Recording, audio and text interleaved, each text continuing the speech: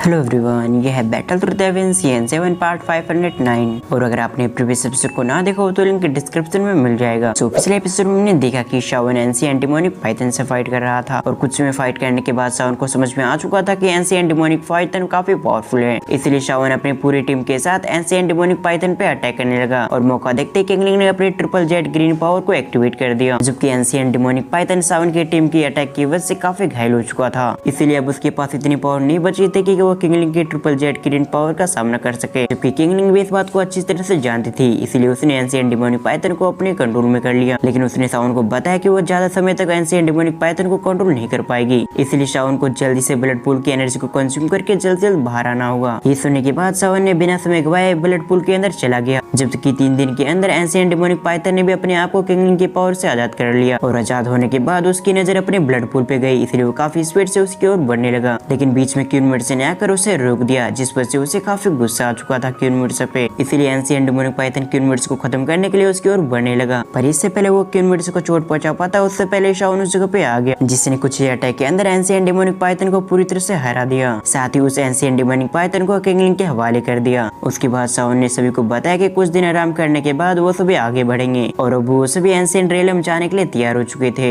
अगली सीन में हम शाओन और शाओन के पूरे ग्रुप को देखते हैं जो काफी स्पीड से आगे की ओर बढ़ रहे थे और कई सारे बीस्टों की नजर भी शाओन और शाओन के ग्रुप पे पड़ गई थी, लेकिन उन सभी बीस्टों ने महसूस कर लिया कि शाओन और उसकी टीम की स्ट्रेंथ काफी ज्यादा है। इसीलिए किसी भी बीस्ट ने शाओन और उसकी टीम पे अटैक करने की हिम्मत नहीं की, जबकि उस जगह पर इनको छोड़कर पावरफुल बीस्ट भी मौजूद थे। लेकिन बेकार में उन्होंने भी शाओन के ग्रुप पे अटैक करने की कोशिश नहीं की, क्योंकि शाओन का ग्रुप और बीस्ट का ग्रुप के पावर लेवल बिल्कुल सेम था और तो शाओन ने इन बीस्टों का कुछ भी बिगाड़ा नहीं था। और जैसे कि शाओन का ग्रुप आगे की ओर ट्रेवल कर रहा था, उसी तरह से उस जगह पर काफी सारे ग्रुप मौजूद थे जो खुद भी एक ही डायरेक्शन की ओर ट्रेवल कर रहे थे। और इनमें से कई सारे पावरफुल लोग ऐसे भी थे जिसे शाओन ने आज से पहले कभी भी नहीं देखा, लेकिन इन नए लोग को देखने के बावजूद शाओन ज्यादा सरप्राइज नहीं हुआ, क्योंकि शाओन को मालूम था कि ये सभी लोग एक ही चीज को लेने के लिए आए, वो भी एंशिएंट बोधी ट्री। इसीलिए नॉर्मल बात था कि जैसे ही दो ही कॉन्टिनेंट में इंफॉर्मेशन फैले, उसी समय पावरफुल एक्सपर्ट इस जगह पे आने लगे। इनफैक्ट वो लोग भी अपने आप को रिवील करने लगे जो आज से पहले दुनिया के सामने कभी भी नहीं आए। तभी शाओन अपने ग्रुप के साथ आगे बढ़ते हुए कहा, हमें अपनी स्पीड को और भी इंक्रीज करना होगा, क्योंकि हमें जल्द जल्द एंशिएंट रेलम में एंटर करना है। जैसे शाओन की ये शब्द सभी लोग के कानों में गए तो उसी समय उन सभी ने अपनी स्पीड को और भी इंक्रीज कर दिया। साथ ही शाओन एंशिएंट रेलम के बारे में बताते हुए कहता है, एंशिएंट रेलम ये वही जगह है जहाँ एंशिएंट टाइम में काफी बड़ी फाइट हुई थी, जहाँ लाखों लोग मारे गए और इनमें से काफी पावरफुल एक्सपर्ट भी मौजूद थे, जिस वजह से इस जगह का माहौल बहुत अजीब है। इसलिए इस जगह पर कोई भी वेस्ट आने की हिम्मत नहीं करता। और लगभग 2 दिन ट्रेवल करने के बाद वो सभी एक जगह पे पहुंच गए, जहाँ पे काफी सारे लोग ऑलरेडी मौजूद थे और इनमें से कई सारे लोग तो काफी पावरफुल एक्सपर्ट भी थे।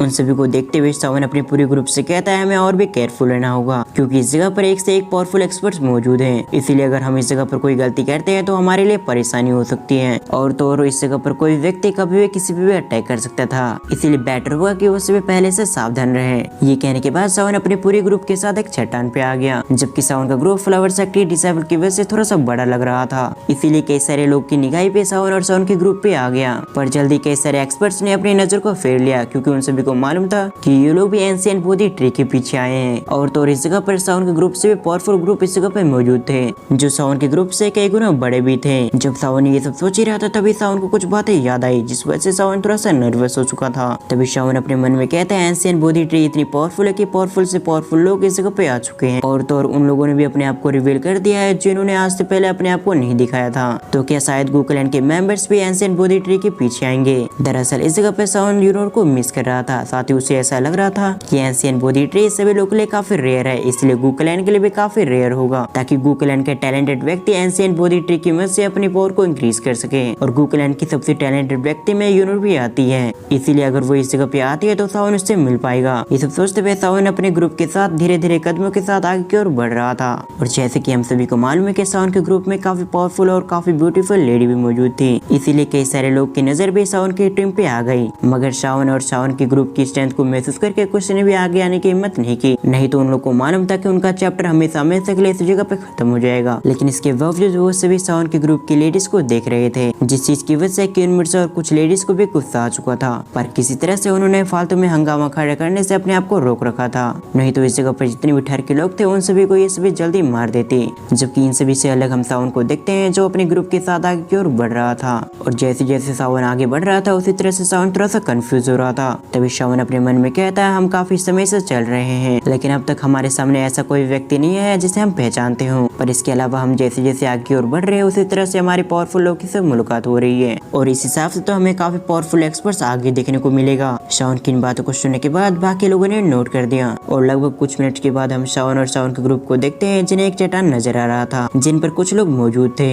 जबकि उन लोग को देखने के साथ ही शाओन के चेहरे पे स्माइल आ गई। तभी शाओन अपने मन में कहता है यूनर। ये कहने के साथ ही शाओन काफी खुशी से आगे की ओर बढ़ने लगा, लेकिन तभी उसके पीछे से एक आवाज आई जो शाओन से कहती है ये जगह तुम्हारे जैसे लोगों के लिए नहीं है, इसलिए बेटर होगा कि तुम इस जगह से निकल जाओ क्योंकि ये जगह कमजोर लोगों के लिए नहीं है। ये सुनने के साथ ही शाओन ने पीछे पलट के देखा जहाँ एक व्यक्ति उसी की ओर आ रहा था। उसकी ड्रेस को देखने के साथ ही शाओन ने पहचान लिया। दरअसल ये व्यक्ति और कोई नहीं बल्कि फिनिक्स टाइप का एक मेंबर था जो इस जगह पे शाओन को नीचा दिखाने की कोशिश कर रहा था। साथ ही इस जगह पर फिनिक्स टाइप का एक ग्रुप मौजूद था जिसके बीचों बीच एक लेडी खड़ी हुई थी जो खुद भी शाओन को भी देख रही थी। अब फैंकिंगर को इस जगह पर देखने के साथ ही शाओन के चेहरे पे स्माइल आ गया। साथ ही शाओन भी समझ चुका था कि फिनिक्स टाइप उसे नीचा दिखाने की कोशिश कर रहा है, जबकि अब तक कई सारे लोग की नजर भी शाओन और फैंकिंगर के ग्रुप पे आ चुका था क्योंकि विन लाइटिंग पवेलियन में फैंकिंगर को हराने की वजह से शाओन काफी फेमस हो चुका था। साथ ही इस जगह पे मौजूद काफी सारे लोग को ये भी मालूम था कि विन लाइटिंग पवेलियन और फिनिक्स टाइप से शाओन की दुश्मनी चल रही है और अभी फैंकिंगर और शाओन आमने सामने है, इसलिए ऐसा हो सकता था कि इन दोनों में फाइट हो। जो सोचते हुए सभी लोग काफी एक्साइटेड होकर इन दोनों की ओर देखने लगे। जबकि सीन शिफ्ट कर हम उसी फिगर को देखते हैं जिसकी ओर शाओन कुछ समय पहले बढ़ रहा था। दरअसल ये फिगर और कोई नहीं बल्कि यूनर थी जो अपने ग्रुप के साथ इस जगह पे आई हुई थी और फिलहाल इन सभी की नजर भी शाओन पे आ चुका था। तभी गूकलैंड का एक जनरल कहता है ये तो फिनिक्स टाइप के एक मेंबर है जिसके साथ पहले शाओन की फाइट हो चुकी है और अभी की सिचुएशन को देखते हुए ऐसा लगता है कि एक बार फिर से इस जगह पे फाइट होने वाली है। जबकि यूनर की बात की तो वो शाओन को देखकर इस जगह पे काफी खुश हो चुकी थी, पर फैंकिंगर को देखने के बाद यूनर का एक्सप्रेशन चेंज हो गया। तभी यूनर कहती है ऐसा लगता है जैसे कि फिनिक्स टाइप कुछ ज्यादा एरोगेंट हो चुके हैं, तभी तो उनकी इतनी हिम्मत हो चुकी है कि वो बिग ब्रदर शाओन को परेशान करे। यूनर की बातों को सुनने के बाद गूकलैंड का जनरल नोट करते हुए कहता है लेकिन देखने से ऐसा लगता है जैसे कि शाओन ने अपनी पावर को काफी इंक्रीज कर लिया है, इसीलिए शाओन हमारे मदद के बिना भी इस मैटर को सोल्व कर लेगा। ये कहते हुए जनरल फैंकिंगर की ओर देखने लगा जिसके अंदर से फिलहाल एक अजीब सी एनर्जी निकल रही थी। लेकिन भले ही फैंकिंगर की एनर्जी काफी अजीब हो लेकिन इसके बावजूद शाओन उसे हरा सकता था